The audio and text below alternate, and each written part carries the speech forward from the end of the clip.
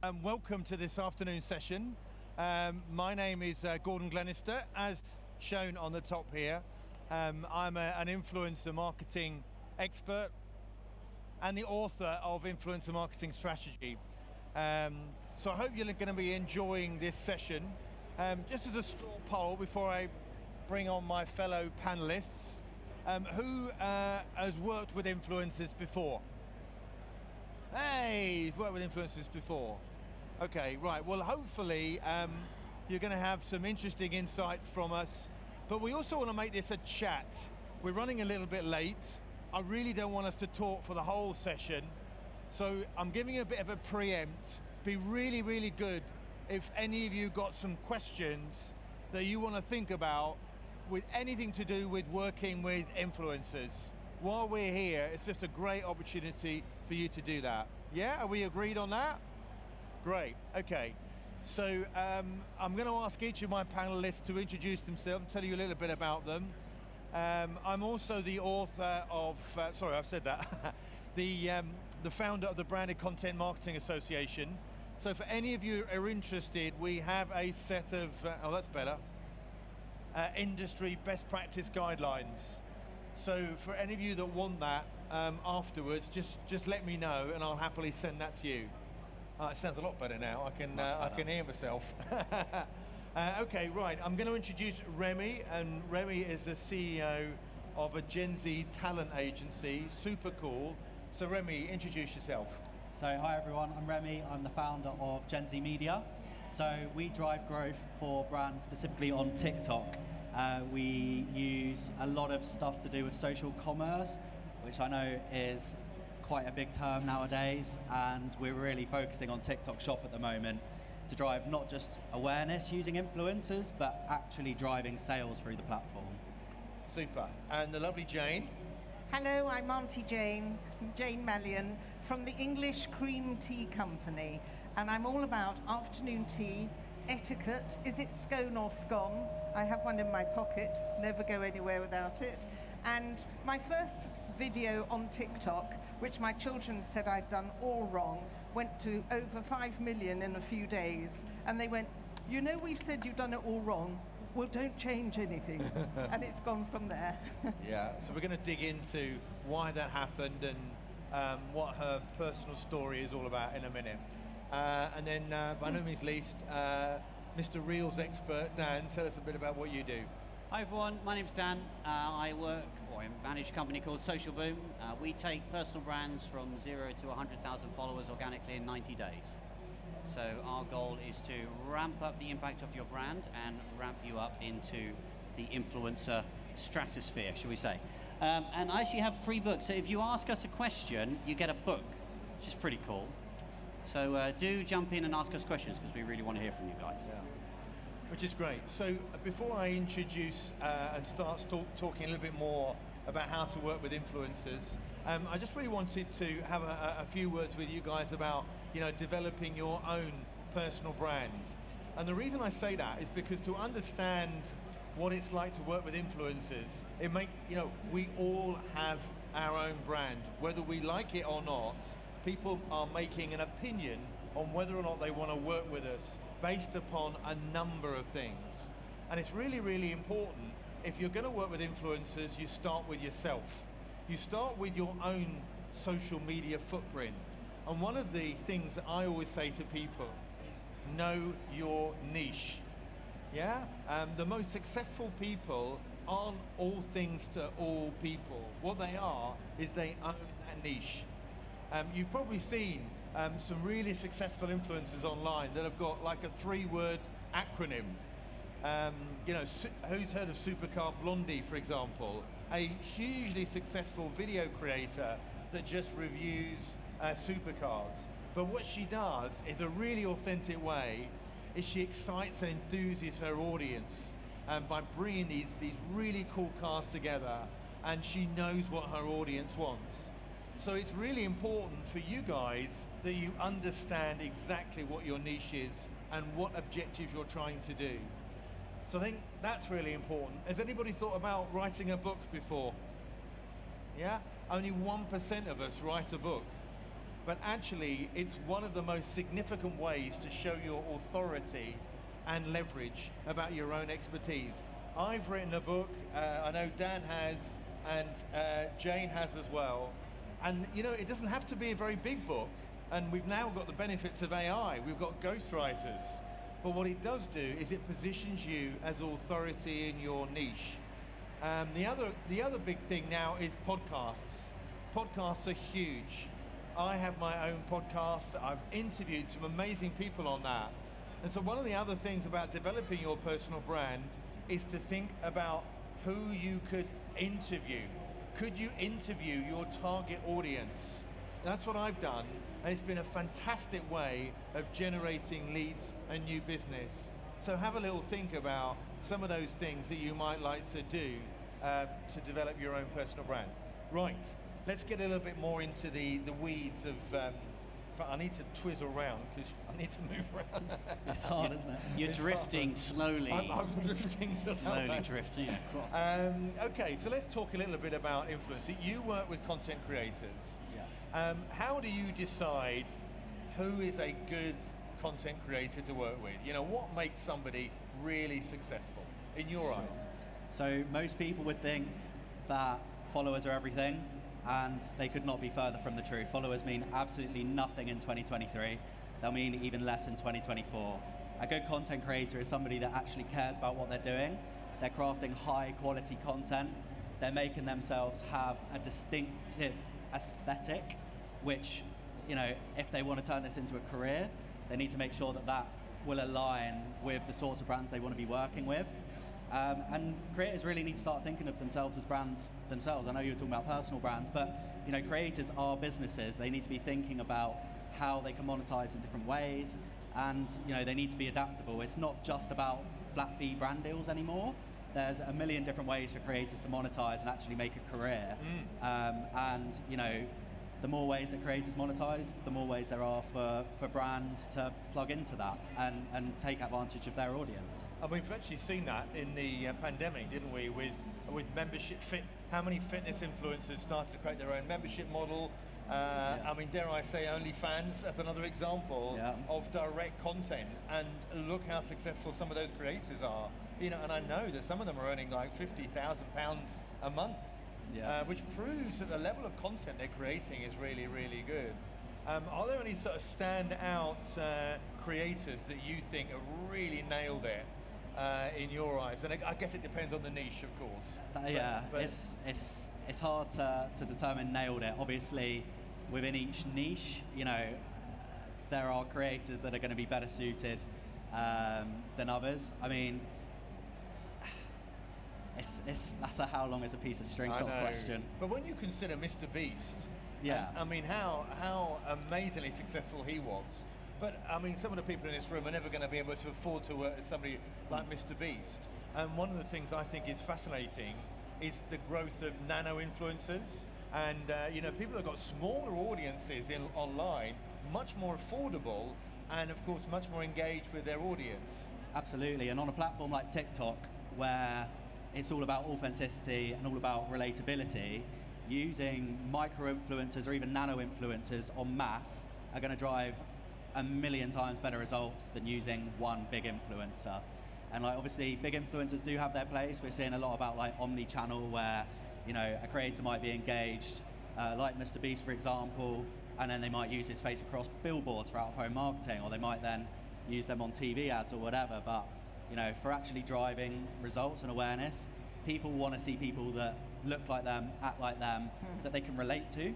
And ultimately, you can't relate to Kim Kardashian. Absolutely. No matter how hard you try. But you can, you know, you can relate to anyone within your niche. You know, we see a lot with mumfluencers, a lot of success with those, and it's because they build that, you know, real trusty sort of audience. And when you think of the website Mumsnet, that was probably one of the first sort of forms of influencer marketing, where other mothers were influencing other mothers. Well, I mean, it's tribal, isn't it? People want to be connected to their community, and people that are like that. I mean, the other thing I think is quite fascinating is if somebody's got like a £10,000 budget, they can get quite a lot of influencers at the nano level, can't they? Versus that could be a couple of posts from a mega influencer, and if for any reason that campaign falls over, that's it, over. Whereas, you know, if you think about working with, you know, 20, 30 influencers, they could all have their own little niches. So I always think when we're working with influencers, it's not always about just selling stuff.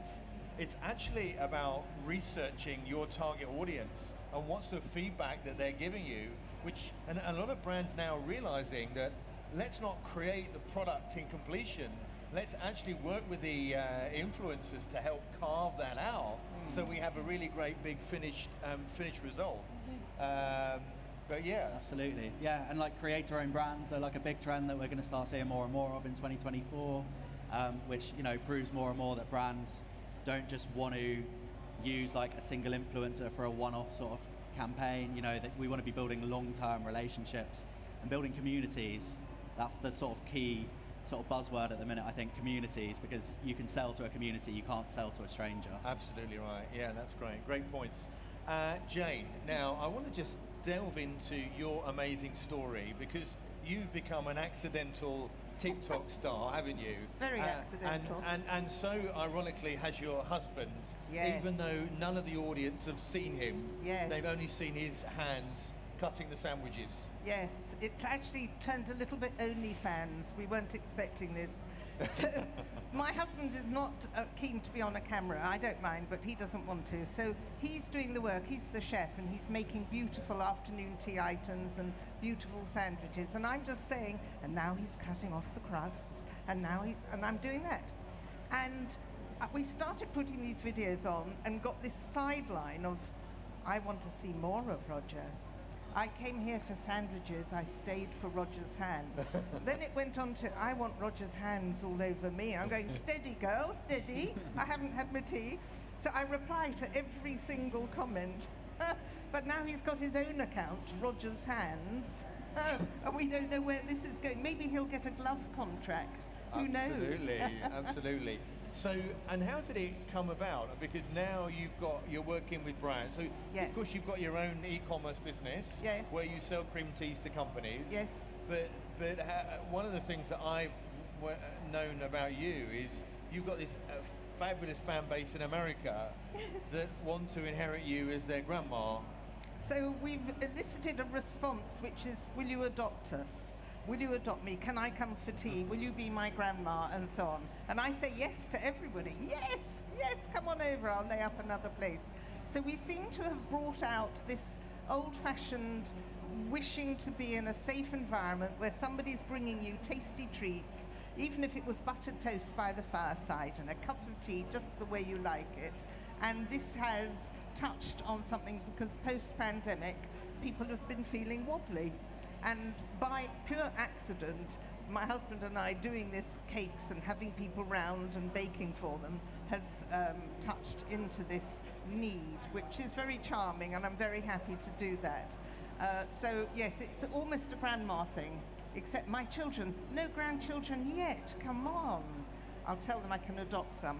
But no, we're very happy to do that, and that's why we got, Dunelm used us for a campaign. Really? Because they like the family values aspect as much as anything else. So I now have more Dunelm china than you can shake a stick at, but I'm very happy to do that too. Well, what's really interesting about your content is it's totally authentic, and it touches an emotional nerve. And one of the things I often say about working with influencers, content creators, is not only do your research when they're looking to hire influencers. You know, you wouldn't just go on somebody's aesthetic. You'd want to do and make sure that you do the right research, and there's plenty of influencer platforms and agencies that allow you to do that. But actually watch the video and see how you are reacting to it, and more importantly, look at the audience and what they're saying. So sentiment analysis is a very, very important part of considering which influencer you want to work with, because everybody can have a pretty palette on Instagram, but what matters for me always is, but what does their audience look like? Where are they located? Have they bought any followers?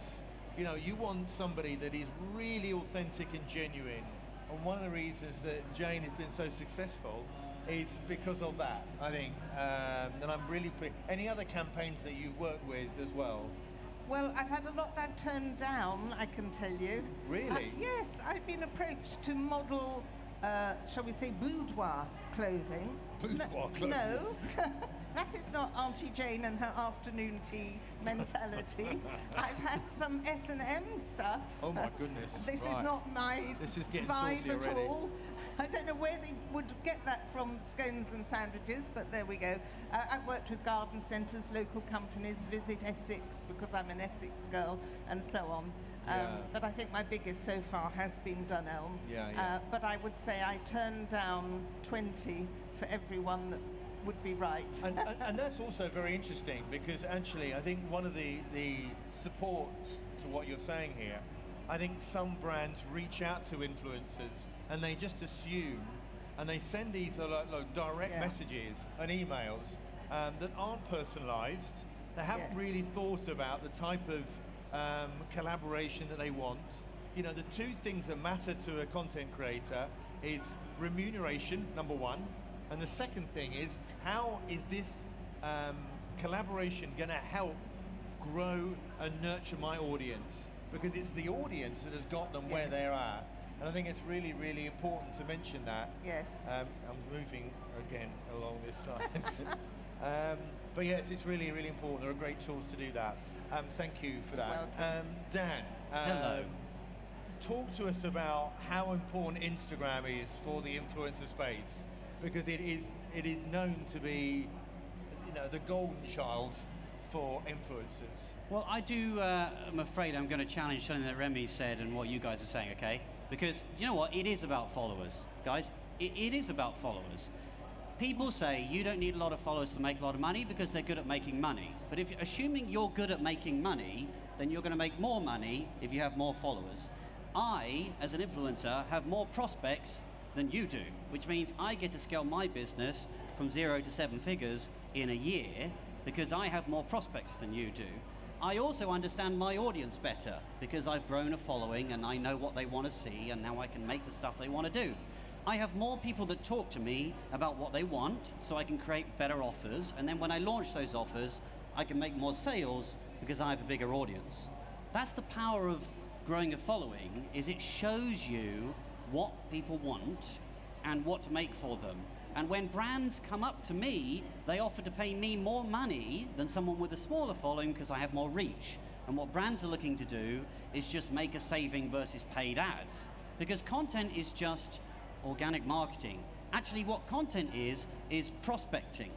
So every time I put a reel out, I am prospecting. I'm prospecting to a new group of people for more leads and more sales. That's why you've got people walking up to you going, oh, can you sell my S&M products, right? Because you have a lot of followers. We have a lot of people that we work with that we've scaled from 0 to 250,000 followers in under a year, some of them in under 6 months. They have brand deals with Microsoft, they have brand deals with Adobe, and they didn't walk up to those brands. Those brands walk around looking for up-and-coming talent. And, you know, I truly believe you should be focusing on getting more followers organically with great content that resonates with the people that you're looking to attract. And, you know, for us, that's what's sat in the very, you know, lifeblood of what we look to do and how we've grown our followings. Now, one of the reasons why we focus predominantly on Instagram is because the monetization scale on Instagram is very, very high. And the prestige of Instagram is very, very high. So if you walk up to a brand and you say, oh, I've got 10,000 followers on TikTok, they'll go, all right. If I say I've got 10,000 followers on Instagram, they'll say I want to work with you. There is a difference in how they are viewed. And of course, the good thing is, you start with one platform and you can post to other means of content. But the reason why we focus on Instagram is right now, it's one of the most viral, but also most monetizable platforms out there right now. Now, YouTube is up and coming. And of course, YouTube Shorts are very prevalent, but people tend to find you on YouTube and then go on to watch your long-form content. So unless you're making long-form content at the same time as short-form content on YouTube, the numbers don't stack up quite as well. Whereas with Instagram, because it doesn't have long-form content really built into the platform, the videos that you make are the extent of what you're looking to do. And you know, we've done a lot of metrics on this and looking at, you know, our influencers and what their profile visits are and their throughput are into their link trees and into their, you know, links within their profile, and the profile visits are just higher, pound for pound, they are just higher in other platforms. So that's why we're focusing on them. But when it comes to content, you know, content isn't platform specific. Actually, algorithms work in a very, very specific way, and you can make content that performs very, very well across all platforms. And the most important thing is building your brand. That's the most important thing in whatever platform you'd like to use. And I totally agree with you. I mean, one of the things Being bullish here. One of the things, I love the fact that you're disagreeing with each other. That's all good I'd stuff, like to by the way. respond in a minute as well. Do it. Yeah, always. One of the things I know is difficult is for somebody that hasn't done influencer marketing before, they hear all the news about it. We've got to work with influencers. It's the right thing to do. Right, I've found my influencer. I've got a budget. Well, A, how big is that budget? And the second thing is, right, let's, the post is out, let's get excited. You know, the sales are going to pour in. And then of course, it doesn't happen. And one of the reasons, of course, why it doesn't happen is because we're trying to build, that influencer is trying to build your brand with their audience. And of course, that takes time. In the same way that you wouldn't go out and if you watch television, run out and buy that product immediately afterwards. So I want to tap into ambassador programs and why you think they're really important to create a longer term relationship with a brand.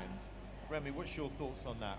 Yeah, I think, again, it's that relationships and tapping into the audience and trying to not link it to that. I think, you know, Instagram and TikTok they work differently. With TikTok, 90% of people that see a video have never come across that creator before.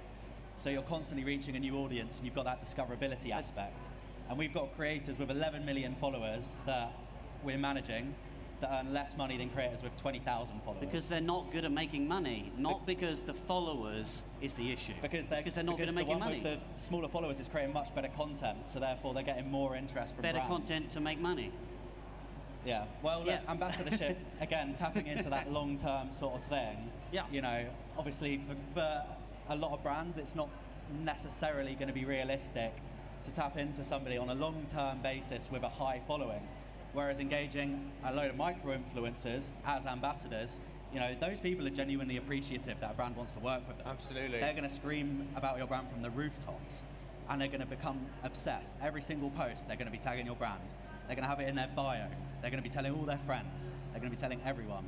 Whereas with bigger creators, it's a bit of a cash grab. They'll post your TikTok and then they don't really care what happens next. Well, in a way, what they're doing is creating a wave. The bigger creators are just creating a wave.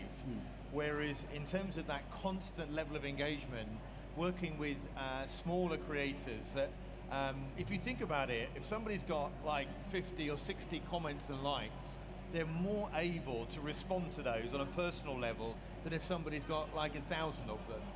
So, you know, you can understand why. The other reason why I like nano and micro influencers is because they've all got these little niche buckets which you can really tap into in a way that perhaps you can't do with a bigger creator. But, you know, I don't know, is there any of the campaigns that you work with, Jane, are longer term, or were they just one-offs? No, with Dunelm I find that because I've got all their ruddy china, I'm always tagging them in on things and then they liaise back with me. Their artistic director follows me and there's continued conversation. So I do consider myself something of a brand ambassador there, and I wouldn't put something terrible on their china and tag them in because I have a conscious mind that I'd be letting them down. So yes, it pervades my thoughts as well as theirs. And do they, when they come and speak to you, how do you decide what content is going to go out? I mean, presumably they've got campaigns, they've got new products coming out. How do they know? They have a brief. The marketing department comes up with a brief, and I have to hit the markers, but they don't tell me how to hit the markers, and I wouldn't want them to. No, absolutely right. Yes. Absolutely right. Plus, so they're giving you some direction of what they need to achieve, which is a very important point. And then fundamentally, you are then analysing that and creating it in your own tone of voice. Yes. So one of the last briefs was for the royal wedding. and they wanted me to show their royal wedding china, but then they wanted me to play it down because not everybody wants King Charles. So I had to walk an interesting path with that. So that's the kind of brief I got. Right. So do what I can. And have you had any negative comments on TikTok? Oh, loads. So tell me, what have you had? I've had hundreds of thousands of negative comments, partly because of my voice. People think it's a snobby voice and they lay into me. If I talk about etiquette, they really go for it. Who effing cares if your little finger's out or not? All of that. Scone or scone. But I got 200,000 complaints from one TikTok because... Well, that's huge engagement. Thank you. And I answered everyone. I chose to make a peanut butter and jelly sandwich. American stuff, and apparently I didn't do it right. Oh, how could you? How could you? I love it, I love it. That's great, that's great. Okay, Dan, I want to talk about content. Yes. Because content, I often say content is king, but distribution is queen, you know. How important it is to get to know what content really works and to test and measure it. Yeah. So imagine this, okay, when most people come up with content ideas, they're essentially playing roulette. So imagine each time you make a post, you throw a ball on a roulette wheel and that ball goes round and round and you say, lucky 17, and you cross your fingers. And of course, it loses. And you play it again and you lose again. And maybe one day you actually win, but you don't actually know why you won. You don't actually know why that post did well. So what do? You go back to the roulette wheel and you throw the ball again. It's totally random. That's the problem with what most people do when they make content, is they're literally just guessing. What you should be doing is reverse engineering what's going viral right now and looking at what are the trends right now, because not all content is equal. Let's say I was a copywriter, I could talk about how to use a typewriter, or I could talk about how to use ChatGPT. Which one's going to do better? It's clearly the ChatGPT one, right? And value isn't just the key to content either. If that was the case, then encyclopedias would be the best-selling books in bookstores 24/7. So it's not as simple as make content and add value. It's actually all about understanding where is the attention in my market, in my sector right now, and how can I tap into that attention? And then what happens is, instead of you playing roulette on an open wheel, essentially you focus it down to one quadrant of that wheel. So you're not going to go viral, you're not going to get huge amounts of reach every time, but the probability of you winning is much, much higher because you've reverse engineered attention. And that's what we do with our creators, is firstly we take out all of the noise and look at, there will be, in all of your niches, there will be 3 to 5 things that are huge right now. And those things should be the things that you talk about all the time. They should be your absolute foundation. And if you can really hone in on what those things are, you'll see an immediate uplift in your reach. And what you'll also do, more importantly, is you'll get a better sense of what people are actually looking for, and then of course, what products, what courses, and what to create with that content. The other thing I just want to add to that is the importance of consistency. You know, if you are going to post content, make sure that you do it at least 3 times a week, and ideally at the same time. Think of it like a movie trailer, film trailer. You're telling your audience that you're uploading a video or you're doing something at 8 o'clock or 7 o'clock every evening. Every follower that you get, every subscriber that you get is the equivalent of a handshake. People have taken time to follow you, so give them the courtesy to create the content that's relevant for why they followed you. The people that fail online are the people that say one thing and do something completely different. Yeah? So it's about being consistent, work at getting it right, but also surround yourself with highly influential people. That's how I've built my business, is purely doing that. I interview people on my podcast, and you know, these are big players. So when my podcast goes live every 2 weeks on a Tuesday, we get a huge amount of awareness and reach as a result of that. So what could all of you do now that could help generate that? Right, for the last 10 minutes, I want you to ask some questions. And I don't want anybody to be shy here. Please ask some questions. Because Dan has got a lot of books. I've got a free book for anyone who asks a question and he's keen today. to give out a book. This guy's So straight does in. anybody want to ask a question about anything to do with influencer marketing? I'm going to ask, good, we've got some questions. Ask you, sir. Yeah, so the question for the panel is, in current times, consumers are becoming very numb to influencers pushing out products 24/7, right? How do you bring them on? What do you do differently in order to captivate? So what the gentleman's saying is influencers have become, we in the general public are becoming numb to influencer marketing. A lot of influencers, selling that one product 1 minute, another product another minute.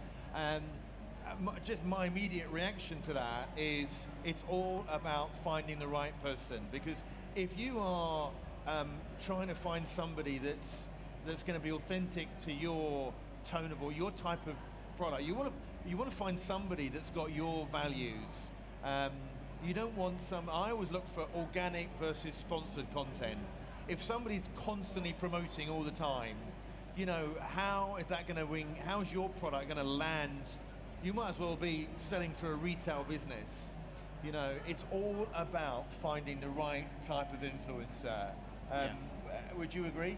Yeah, I mean, just to echo that, I think, if that creator is a genuine user of your product and that creator genuinely fits into the target demographic you're trying to hit, that just massively increases the authenticity, and that cuts through by itself. Because if you've got an influencer promoting a product and they're going, oh, buy this, oh, it's the best thing ever, and on day one they're saying that, and then day two they're saying it about a competitor, of course it's just so, that influencer is going to lose all trust with their audience. 100%. But if that creator is creating a bit of content, here's how I use this product, and they're a genuine user of the product, could be product placement, that's going to be another big thing in 2024, but that's so much more authentic. And if that creator's genuinely using that product all day, is it even an ad at that point, or is it a genuine recommendation? One thing I just want to add to what you said is that a lot of influencer content works really, really well with paid media behind it. So we know the content works well, but we're in the attention economy. Even influencer content does not get to all their audience. So by putting some paid media behind it, the levels of engagement can be huge. I mean, on average, we're looking at an average engagement of around 1.6%. Good influencer content is 3% or more. So, but there have been plenty of examples of that even higher than that. I mean, I would challenge the question, because that's the kind of guy I am. I think a lot of us make exceptions the rule, i.e., a lot of people are numbing to influencer marketing. Are they? Because Facebook ad revenues are the highest ever, e-commerce revenues are the highest ever, online education is a growing sector. Maybe a small market is, but then a huge market isn't. So I would just kind of go, well, is that really global, or is that, one person's assumption in one sector? Because that's not what I see. I see more sales from social than ever before. The revenue from social. I mean, is social insane. commerce is huge. Insane, yeah. Great question. It gets a book. Give me a book. Oh yes, Right. yes. Right, next question. Lady here.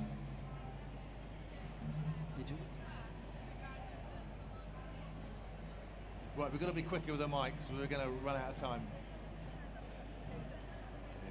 So regards influencer marketing, obviously as you grow as a brand, you have nano micro influencers, and as you might see in brands, they have so many influencers that they have different, target audiences, different niches that they probably specialize. So they have, for example, in skincare, they have different skin types, etc. How do you manage all those influencers in regards? Do you have a platform that specifically? I have sent this PR to this consumer, this type of target audience. Okay. But how do you manage all of that? Because It's a very good question. Because it's kind of like personalized. Yeah. Well, what I would say is there are about 1,300 influencer platforms on the market, because they're trying to identify exactly that problem. If you are managing more than 20 or 30 influencers on a campaign, do not underestimate how much work is involved with toing and froing and backwards and forwards, which is why there are talent agencies, which is why there are influencer specialist agencies and people that specialize in this work. If you've not done influencer marketing before, I really do suggest you work with a specialist. And if anybody needs some help with some people to point you in the right direction, I've got loads of them on my website, a whole directory of influencer agencies and platforms, which I personally recommend. So happy to point you in the right direction. A book for this lady here. I handed one over. We have a question over here, right? Question down here. And then the lady in Here the you go, my stripy friend. t-shirts. Right, okay. Hey Dan, just a question. Is it possible to grow up your personal brand to 10,000 followers without going everywhere with the thing and recording yourself? Is it possible to grow out your brand without recording everything you do? All of my content, well, most of my content is all original content. So, you know, documenting content like this is actually relatively new to me and my channel. So, yes, and actually, you're going to get more growth faster with targeted, specifically created content than you were documenting content. But the great thing about documenting, of course, is you can watch it back and learn what to be saying and how to cut through and how to, you know, break through the noise and what's resonating with people or not.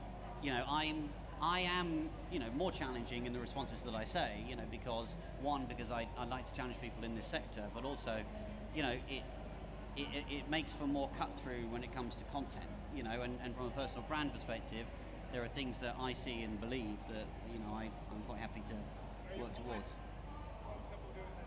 I'm on my phone very little. I haven't made any posts today. I haven't posted on my stories. I haven't done anything. And the reason for that is because I have a whole bunch of content that's already pre-scheduled. So there's something that I call the consistency illusion. The consistency illusion is the illusion of consistency without actually being consistent. I.e., if I schedule 7 posts this week, you think that I'm showing up every day and putting in all of this effort, and I'm not. They're just pre-planned, pre-scheduled content. But what people see and believe is like, oh, this guy's a machine. This guy's always online. This guy, I need to work with this guy because this guy knows what he's talking about. But, you know, and it's a good point, to be honest, because, you know, all of us are busy, aren't we? Yeah. You know, and let's be honest, sometimes content, oh my God, I've got to do a LinkedIn post. Oh my God, I've got to do an Instagram post. The last thing you want to do, and I know I have that problem.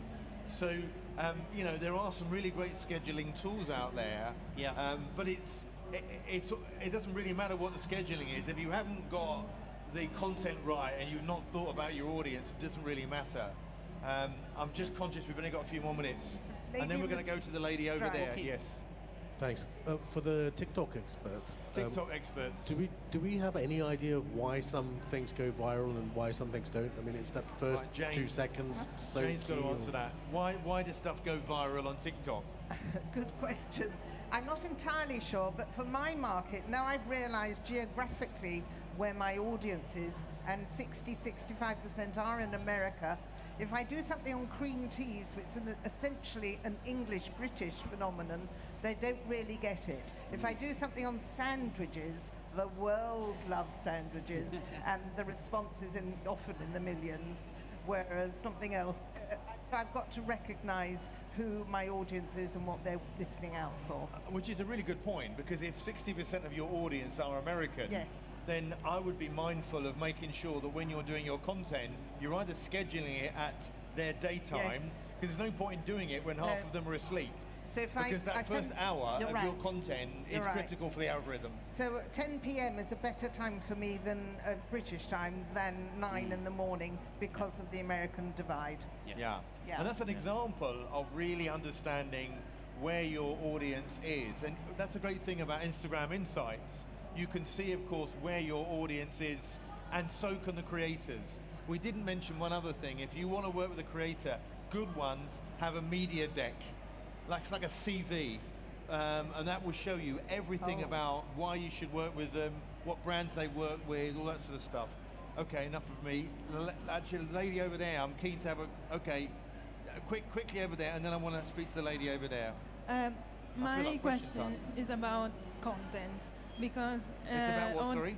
the content. Content, right. Yeah, because most of the panelists say that good content is important. It is. But in TikTok, at least from what I heard, is the lo-fi, low production content performs more because it's more relatable. So I wanted to know what you think about it. Like, is it really good content? Yeah, I mean, I think this is the reason why some luxury brands have sort of struggled to take off on TikTok, because black and white. they're obviously very precious around how their brand looks, very protective, understandable, Black and but white. they're effectively taking TV ads and then putting it into a vertical format, which is just not native content to the platform.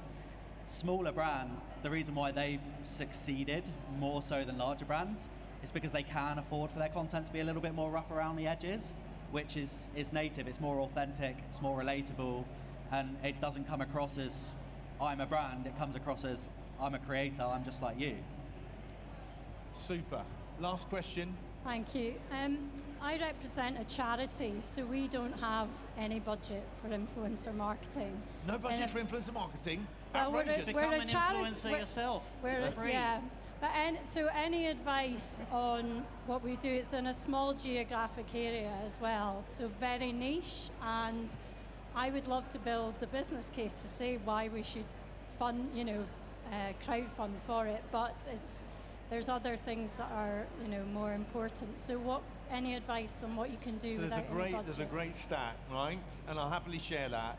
Influencer marketing is 11 times greater ROI than almost any other form of media.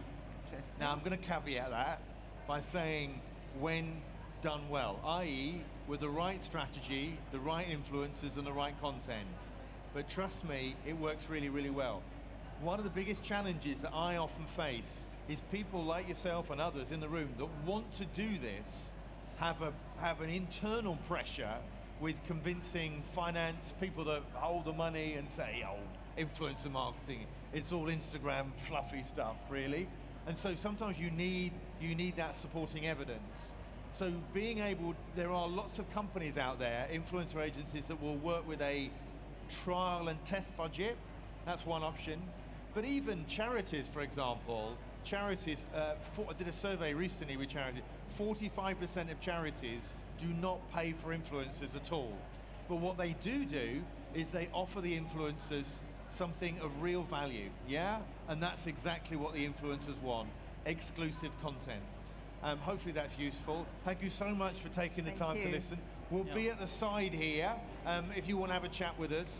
Follow us on LinkedIn or Instagram, and we'll happily send you anything that you want from us. I've got some more books, so if anyone wants a book. I don't want to carry these home.